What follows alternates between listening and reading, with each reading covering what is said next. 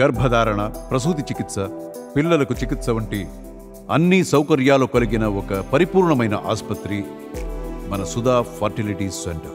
AP ప్రభుత్వం సిబిఐకి gazette విడుదల చేసింది. సో కొద్ది సిబిఐకి గెజిట్ విడుదల చేయటం ఏంటి అనేది కొంతమందికి డౌట్ ఉండొచ్చు. అయితే ఇది ఏంటి అంటే యాక్చువల్గా సిబిఐ అనేది కేంద్ర ప్రభుత్వ సంస్థ. ఇది స్వచ్ఛందంగా విచారణ జరిపేటువంటి సంస్థ. దీని మీద ఎవరి నియంత్రణ అనేది ఉండదు.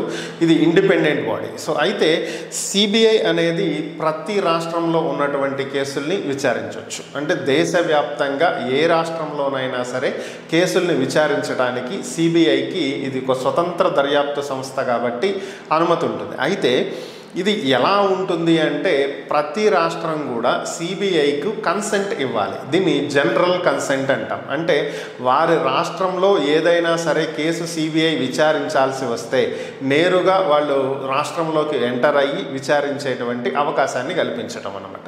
ఇది 2014-19 మధ్యలో చంద్రబాబు నాయుడు దీన్ని రద్దు చేయటం జరిగింది.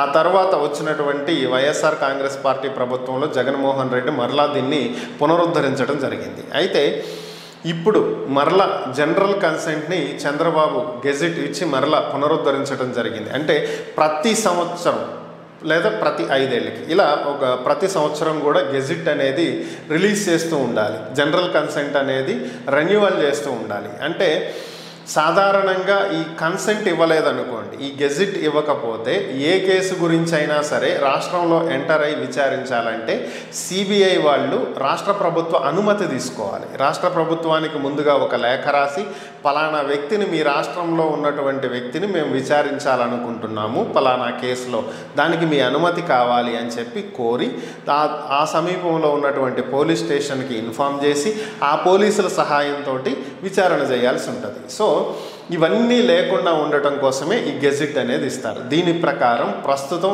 ఏపీలో ఏ కేంద్ర ప్రభుత్వానికి సంబంధించినటువంటి ఉద్యోగినైనా, వ్యవస్థనైనా, అలాగే ప్రైవేట్ వ్యక్తులనైనా, వ్యాపార సంస్థల యజమానులనైనా, ఎవరినైనా సరే ప్రైవేట్ వ్యక్తిని విచారించవచ్చు. కానీ ఒక స్టేట్ గవర్నమెంట్ ఎంప్లాయీస్ని విచారించాలి అంటే మాత్రం రాష్ట్ర ప్రభుత్వ అనుమతి తీసుకోవాల్సిందే.